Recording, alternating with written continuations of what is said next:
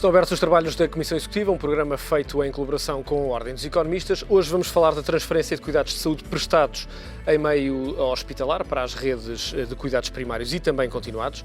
Foi publicado recentemente um estudo realizado pela Universidade Católica e pelo professor Miguel Gouveia, economista, professor associado da Universidade Católica, que se junta a esta edição da Comissão Executiva, juntamente também com José Luís Biscaia, médico e coordenador da Unidade de Saúde Familiar de São Julião da Figueira da Foz. Agradeço aos dois a vossa presença nesta Comissão Executiva. Vamos começar por um tema que é tão importante por estes dias, aquilo que é o financiamento, o pagamento e o próprio modelo de saúde em Portugal. Miguel Gouveia, qual foi o objetivo deste estudo, exatamente? Bom, o objetivo deste estudo foi explorar as possibilidades, por um lado, de transformar um pouco o sistema de saúde em Portugal e, por outro lado, de ver qual seria o impacto financeiro dessas alterações. Em particular, reduzindo a importância dos hospitais e dando um pouco mais digamos assim, de peso, de relevância aos cuidados de saúde primários. José Luís Biscaia, vamos começar por falar daquilo que é um modelo, já vamos a este estudo e já vamos a algumas das conclusões. O modelo de saúde em Portugal é relativamente complexo naquilo que é a orgânica. Há na orgânica das várias áreas do próprio modelo. Há, digamos, alguma confusão na parte do utente relativamente onde é que se deve dirigir, se ao hospital, se aos centros de saúde. Muitas vezes tenta ir ao hospital porque não encontra no centro de saúde, talvez, pensa ele, a melhor oferta para a sua necessidade. Como é que está organizado neste momento este modelo?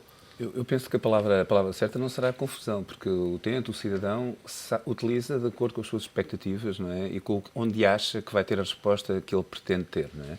Mas, neste momento, o modelo é relativamente claro. Apesar de ser hospital ao centro, estarmos centrado no hospital, quer em termos de financiamento, quer de recursos alocados, o modelo é claro. Há uma rede de cuidados subprimários, não é? Que seria a porta de entrada no sistema, ou que é a porta de entrada no sistema, e que temos uma rede já há muitos anos já bem distribuída a nível territorial e que sofreu uma grande reformulação na sua organização, no seu modelo nacional da prestação, com esta reforma dos cuidados subprimários dos últimos 6 anos, e que criou mais acesso, mais cobertura, melhores resultados em saúde. E na sequência desta rede de cuidados subprimários, a continuidade da prestação dos cuidados far-se-ia numa lógica de complementaridade, não é? De sequência com os hospitais. Há aqui uns viezinhos no acesso, não é? Que é a facilidade de acesso ao serviço de urgência. Que há várias causas, é sempre uma discussão eterna, não é? Porque é que nós temos tanta gente a ir ao serviço de urgência? E há sempre aqueles chavões que se dizem porque não há resposta nos cuidados primários, porque não há resposta noutros sítios. Hoje em dia, os dados todos que temos apresentam que há um grande ganho de acessibilidade. E já não é verdade.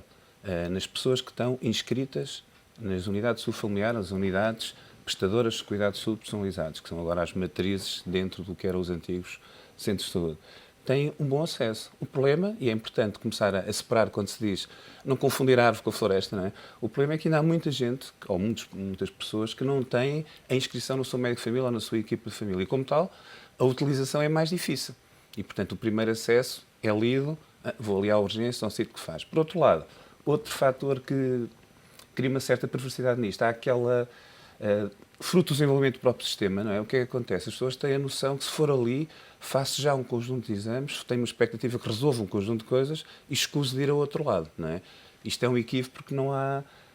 primeiro, é ineficiente. Segundo, não é a resposta mais adequada, não é? E muitas vezes não é necessário fazer. Mas isto tem a ver com as expectativas, não é? E todas as pessoas, e há vários inquéritos que mostram isto. O professor Vila Verde Cabral, por exemplo, fez um inquérito sobre as perspectivas de saúde e doença e comparou, penso que o último foi 2006, foi publicado recentemente outra vez, a comparação, e todas as pessoas que estão inscritas no médico de família, que têm uma equipa de saúde de família, que estão nos centros de saúde, claramente deixaram de utilizar dessa forma os serviços de urgência e, portanto, assumiram que a porta de entrada, se quiser, no sistema, a sua lógica de utilização é através do seu médico de família. E esta é que é a questão, que é modular a procura, não aumentando a oferta, mas qualificando a oferta. E para qualificar a oferta, é importante criar esta rede de cuidados subprimários que está a ser desenvolvida. Eu penso que tivemos grandes avanços nos últimos tempos. Não sei o que é que vai acontecer daqui para a frente, não é? Mas, para já, temos tido grandes avanços nisso. Miguel Gouveia, vamos olhar para a questão dos hospitais. Este estudo foca-se muito naquilo que é o custo e a forma de tirar alguns doentes, perdoem uma expressão menos técnica, relativamente àquilo que são as grandes unidades hospitalares em Portugal. Tem um custo elevado. Temos noção de quanto é que custam os hospitais em Portugal? Quanto é que diretamente custam os hospitais? Os hospitais custam um pouco, arredondando, cerca de 40% das despesas do sistema de saúde. é uma percentagem que é relativamente grande. Portugal não é excepcional no contexto dos países da OCDE, portanto, o sistema, apesar de tudo, quando nós fazemos comparações internacionais, não é assim tão hospitalocêntrico como isso. Portanto, o sistema não tem um enviesamento muito grande quando comparamos com outros países, mas mesmo assim há margens para melhorias grandes e é precisamente sobre essas margens que o estudo que foi feito se foca. Agora, peço-lhe só uma correção aqui. Este estudo foi feito por mim, mas também por uma equipa da Faculdade de Medicina da Universidade de Lisboa e, portanto, apesar de tudo, os meus colegas merecem também reconhecimento pelo trabalho feito e, se calhar, também partilhar alguns problemas que possam existir com o estudo. Mas, de facto, isto é um estudo bastante interdisciplinar, porque requer, no fundo, um bocadinho uma lógica económica, mas também, obviamente, é possível fazer isto sem uma equipa multidisciplinar de profissionais de saúde. Não é? Muito bem. Depois de ler o estudo, fiquei com a ideia de que existe aqui uma margem forte para melhorias naquilo que é a gestão dos hospitais, mas, sobretudo, fazer mais com o mesmo dinheiro. Não necessariamente reduzir a oferta, mas ser mais eficiente. Do ponto de vista do sistema de saúde, as palavras que disse são absolutamente exatas. Do ponto de vista dos hospitais a longo prazo, o nosso estudo indica que, de certa maneira, poderia haver alguma redução de oferta em áreas onde, provavelmente, neste momento, os recursos não estão a ser utilizados da melhor maneira possível. Deixe-me dar um exemplo. Cerca de 40 e poucos % das urgências são, de alguma maneira, numa classificação que é feita tendo em conta as verdadeiras necessidades dos doentes, não são urgências genuínas. Portanto, existe uma classificação famosa, onde as urgências têm cores e quanto mais perto do vermelho tivemos, todos nós estamos maior é na triagem. Exatamente, a famosa triagem de Manchester. E quando nós olhamos para as cores mais frias, o verde, o azul e até uma inovação portuguesa que são os brancos, que são os que não são urgentes de todo, nós temos mais de 40% das urgências classificadas dessa maneira. É óbvio, me interrompeu, esse 40% de urgências das cores mais frias podiam ser deslocados para o centro de saúde? Não, exatamente. Essa é exatamente a ideia. São provavelmente, em quase todos estes casos, necessidades que não têm um grande grau de urgência, no sentido estrito do termo, e provavelmente são necessidades de saúde genuínas, mas que seriam muito melhor respondidas se tivessem, no fundo, se as pessoas se tivessem dirigido aos cuidados de saúde primários. O caso das urgências é interessante porque nós aí podemos fazer comparações internacionais. Para lhe dar uma ideia, a percentagem, as urgências por milhão de pessoas na França ou na Inglaterra são menos de metade em Portugal. Portanto, nós temos um sistema que é extraordinariamente ineficiente porque estamos a tratar mal as pessoas no sítio onde é mais caro fazê-lo. Não só não têm a proximidade, não têm o lugar certo para o tipo de problemas que têm, como ainda por cima estamos a fazer isto da maneira mais cara possível, porque os hospitais são centros de alta tecnologia. Basta entrar pela porta do hospital e tudo fica muito mais caro. E, portanto, quando nós temos muita atividade que é feita no hospital que não precisava de ser lá feita, ela é cara e, provavelmente, do ponto de vista até da parte de humanização dos cuidados, não é o melhor e, muitas vezes, por isso, simplesmente, não é o sítio ideal para prestar o tipo de cuidados que as pessoas precisam. Que, provavelmente, em muitos casos, não é cuidados de alta tecnologia, são cuidados mais de alta proximidade. Coisa que, obviamente, é muito melhor feita nos cuidados primários do que nos hospitais. Não é? José Luís Biscaia, já falou de algumas questões que podem justificar esta questão das pessoas a correr ao hospital, mas não existe também, digamos, algum fascínio pela dimensão do hospital, pela tecnologia, um pouco a expectativa de que, havendo tantos médicos, tanta tecnologia, vamos ser bem tratados. No fundo, falta de informação. Sim, a questão da informação é mais a visão... Isto tem a ver com o desenvolvimento do sistema de saúde, não é? O grande desenvolvimento tecnológico que houve natural, não é? Que criou aqueles templos da saúde que são os hospitais, muito tecnológicos, que resolvem tudo. A expectativa que hoje temos, não é? Que qualquer coisa que eu tenha pode ser resolvida porque há um comprimido, há uma técnica cirúrgica. Cria a lógica que isso tem que estar, cria a lógica que esse está ali localizado naquele espaço, eu tenho que lá ir. E durante muito tempo, apesar da medicina de família, o enfermeiro de família serem especialidades relativamente recentes, enfim, a medicina de família em Portugal já tem 20 anos, 30 anos, não é? Mas teve um trajeto difícil, não é? Porque o próprio desenvolvimento da medicina em Portugal teve muito a ver com este primado das especialidades ditas de âmbito hospitalar, tecnológico. E durante muito tempo, a medicina de família foi vista como uma especialidade de segunda, que trabalhava nos postos das caixas, nos serviços médico-sociais. E a criação de um valor acrescentado, que só conseguimos de forma clara agora com esta reforma dos cuidados subprimários, com o USF, com a marca da USF, as Unidades de Saúde Familiar, não é? que criou uma lógica, e se fizer este inquérito de satisfação que tem havido, as pessoas veem, eu vou a um médico de família. Neste momento o valor acrescentado está lá. Durante muito tempo, todas as medidas de organização do sistema, a solução para aumentar a acessibilidade era abrir mais portas. Abriam SAPs, que são consultas feitas por médicos, mas não diferenciadas no sentido de é tudo ao molho e fé em Deus, não é? É um espaço que abria... Também era um centro de saúde e um hospital. Exatamente, abriam-se várias coisas sem investir em modelos organizacionais que garantissem o acesso à sua equipa ou ao seu médico de família. Isso foi conseguido agora em todos esses sítios. Há vários dados que provam isso. Houve uma diminuição da utilização das urgências, não é? Porquê? Porque a resposta passou a ser dada no sítio certo. Mas depois isto não se resolve só dizendo que tem que ser resolvido ali. Tem que haver políticas de recursos humanos, de financiamento destas questões. Por exemplo, o professor Miguel Gouveia muito bem apresentou os dados de diferenças das urgências. Mas há um que é relevante, não é? Apesar do que tem acontecido nos últimos 10 anos e mais recentemente, nos últimos 5, 6 anos, não é? O rácio médico-família, médicos de outras especialidades hospitalares em Portugal é 1 para 3, não é? Temos um médico-família para 3 hospitalares. Era 4, agora já vamos em 3 ponto qualquer coisa. Isto para não dividir os médicos ao meio, 3, não é? Nestes países que utilizou como referência, é ao contrário, não é? Temos um médico hospitalar para 2 ou 3 médicos de família. Porque em Portugal é uma coisa notável. Tem vindo a diminuir o número de médicos de família e toda a expectativa é continuar a aumentar a sua resposta. Para além da inovação das soluções organizacionais, é preciso investir claramente no recurso, porque se não há ovos, não temos omeletes, não é? É um bocadinho complicado de fazer.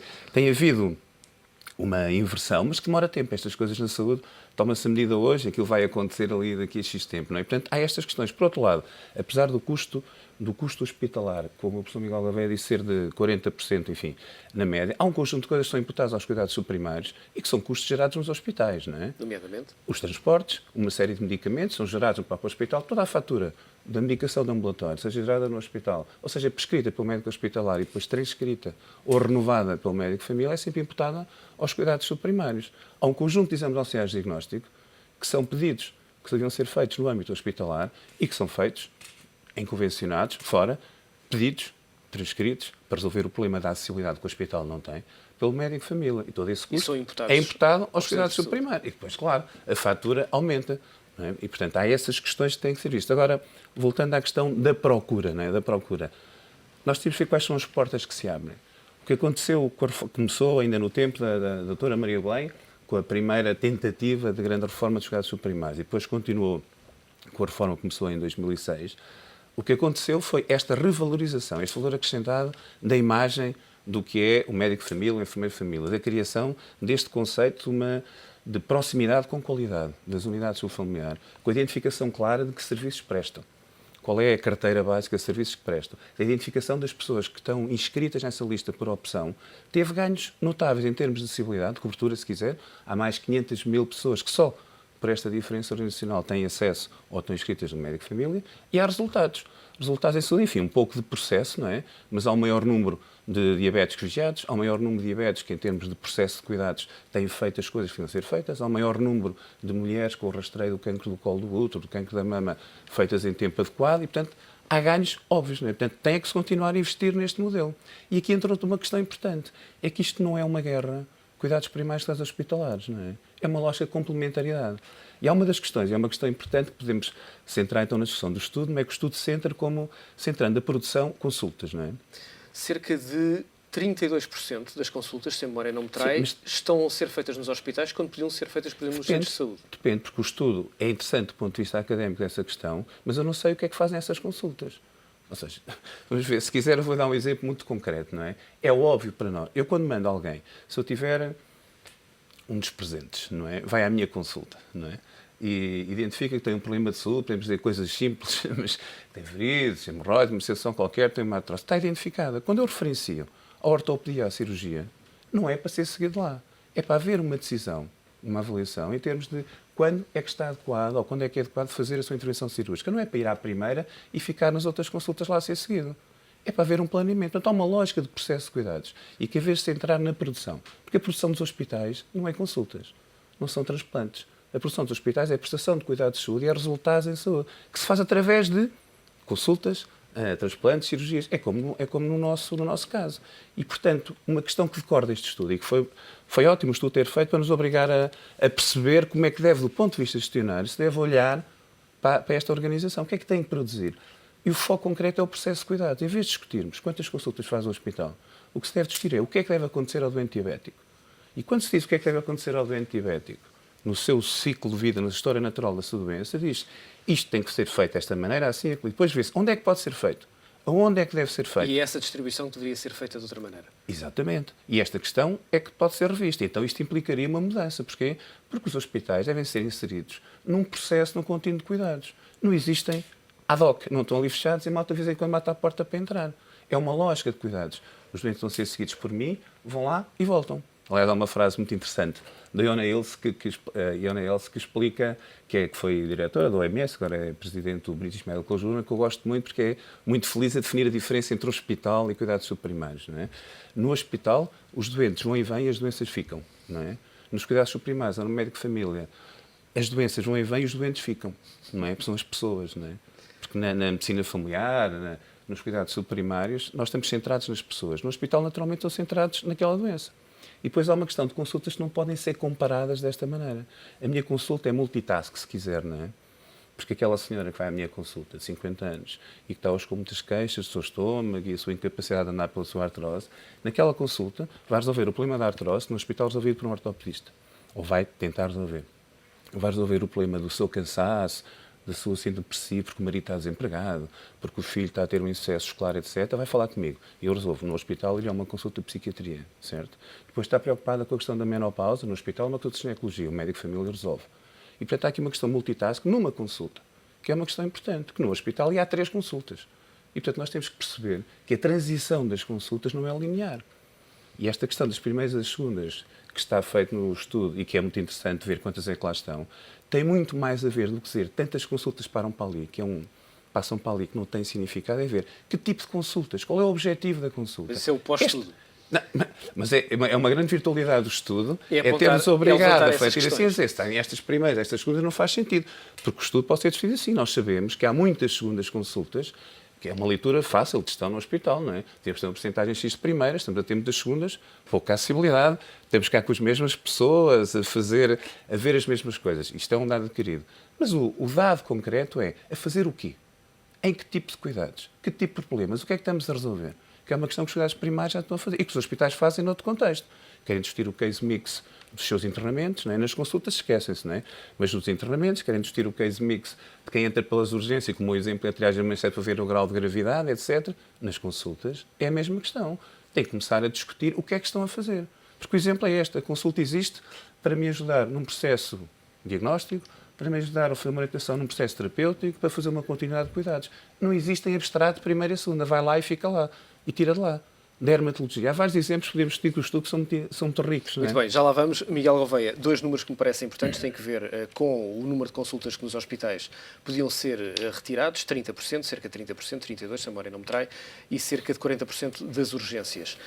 Obviamente que para os hospitais que por estes dias começam a ter menor procura, isso pode ser um problema em termos de financiamento e em termos de orçamento também. Poderá haver aqui uma pressão para que essas pessoas não saiam dos hospitais? Olha, repara, do ponto de vista de financiamento do sistema de saúde, o sistema de saúde, de certa maneira, está centralizado e, portanto, os responsáveis pela política de saúde, em princípio, têm toda a capacidade para redirigir os recursos de maneira a que eles possam ser utilizados de forma melhor. Ou seja, não podemos pensar nos hospitais como empresas que têm ali uma procura cativa, porque, de facto, as receitas que os hospitais têm são, por simplesmente, as receitas que as regras que o Ministério define cada ano resolve atribuir-lhes. Portanto, sob esse ponto de vista, é natural que haja alguma tendência dos hospitais para não quererem perder parte da produção, até inclusive ao nível de alguns dos profissionais, mas a verdade é que isso está perfeitamente dentro do controle dos decisores da política de saúde, não é? Repare, os hospitais não vendem a produção num mercado livre competitivo.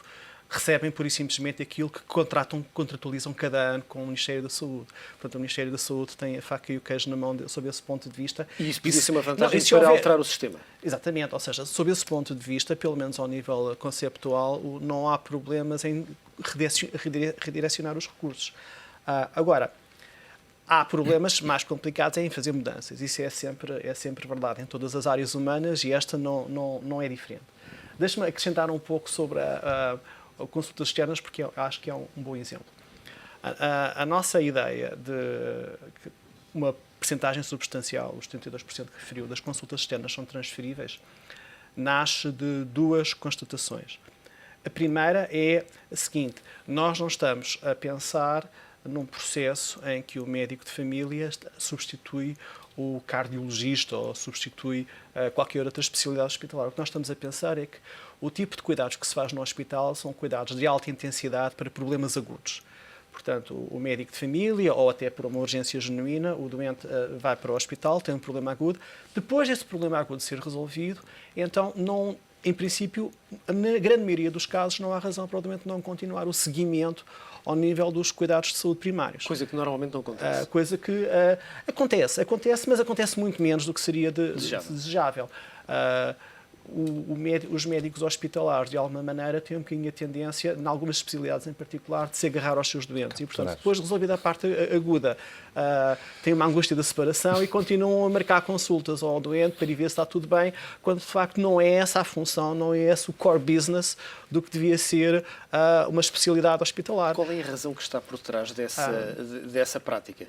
Olha, eu penso que, em alguns casos, são, por isso, simplesmente culturas locais. É um enviesamento que vem de trás, é o hábito, marca-se sempre, venha cá para o ano, por exemplo, depois de uma cirurgia, venha cá para o ano para ver como é que está, que é uma coisa completamente desnecessária a maior parte das vezes.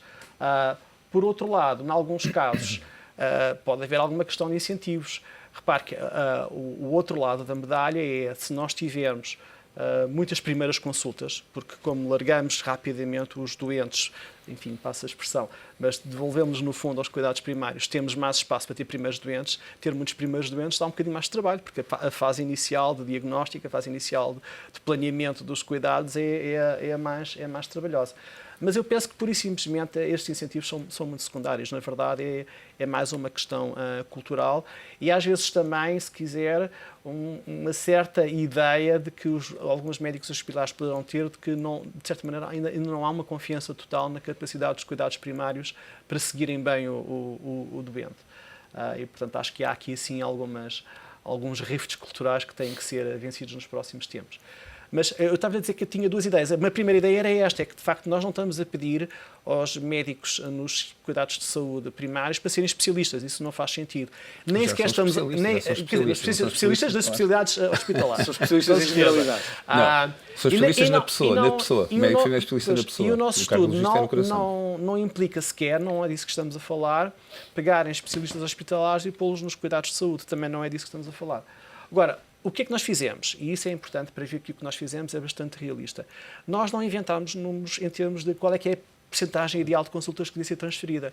O que nós fizemos foi pegar nos melhores 20% dos hospitais em cada especialidade, e isso é os hospitais que têm maior percentagem de primeiras consultas, ou seja, aqueles que de facto mais rapidamente resolvem o problema dos doentes que têm e, portanto, presumimos nós, mais rapidamente põem os doentes de volta nos cuidados primários quando já não é necessário. Portanto, pegamos nos 20% de melhores hospitais para cada especialidade e basicamente transformamos a média desses 20% de melhores hospitais como norma. Ou seja, as normas que nós estamos aqui a aplicar para o país como um todo são normas daquilo que já de melhor se faz no país. Não foi nada inventado, não é nada teórico. É por isso simplesmente dizer, se as pessoas fizessem como os 20% melhores, isto era o que deveria acontecer. E, portanto, nós sabemos que isto é viável, porque 20% das consultas que nós estamos a falar já são como nós estamos a propor que sejam. Portanto, se isso é viável para 20%... Também tem que haver aquela ponderação com o tipo de hospital, não é? Quer dizer, um hospital universitário, digamos, fim de linha, a relação das primeiras e das segundas escolas é um bocadinho diferente de um hospital distrital ou de outro nível. Não é? Aliás, a nossa análise, depois na sequência até de uma sugestão dada aqui há alguns tempos pelo Dr. Biscaia, separa os hospitais chamados de referência dos hospitais de proximidade, porque de facto são dois mundos diferentes. Nós vamos ter que fazer um breve intervalo nesta Comissão Executiva. Vamos regressar dentro de um minuto para continuar a falar exatamente da questão da saúde e do equilíbrio entre os vários operadores dentro deste sistema. Até já.